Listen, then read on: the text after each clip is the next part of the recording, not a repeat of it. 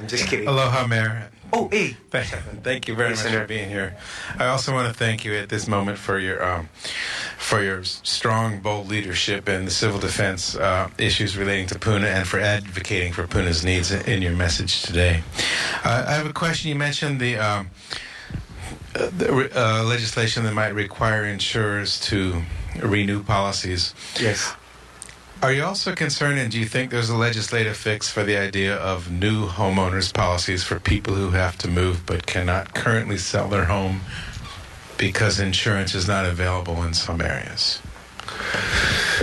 Well, first of all, thank you for that first comment. And that credit that you've so kindly given to me really deserves to go out to a lot of the hardworking men and women who are every day out there in the community.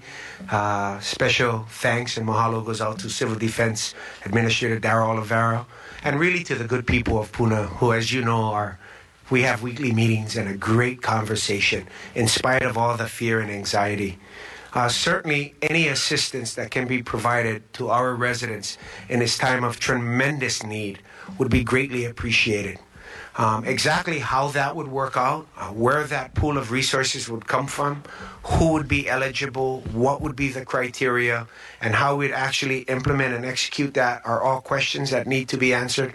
But if we certainly could address the needs of our community who are challenged by this unforeseen natural disaster, then I'll certainly be supportive of it.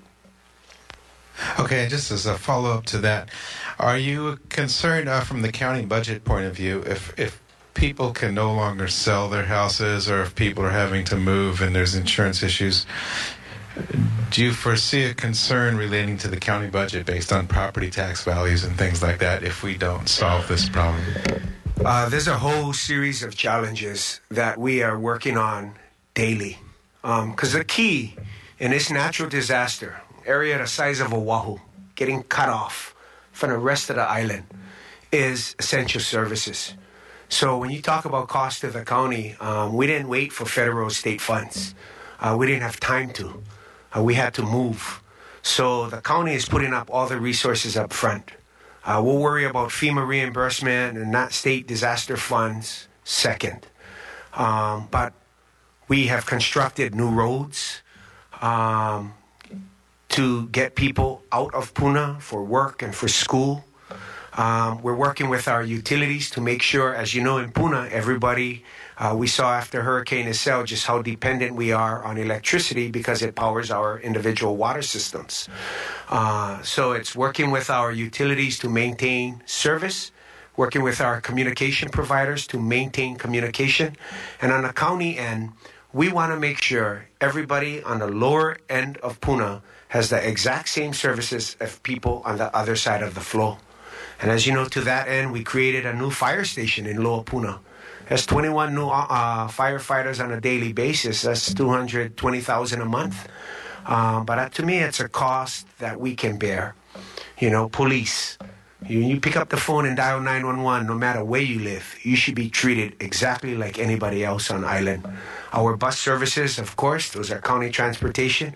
We've created a whole new route system to help people in Lower Puna. We are working with our property tax department to provide some relief if, in fact, the flow crosses Highway 130. Certainly, the real estate market had some volatility. It's had it in the past. We've all gone through it.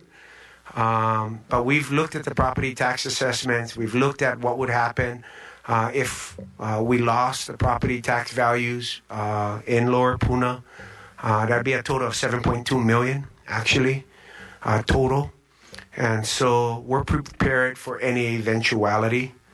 But certainly it's a concern. Thank you, Mayor. And once again, thank you on behalf of all of Puna for your strong leadership and not waiting, getting those roads built and making us all feel safe and be safe. Mahalo. Thank you, Senator.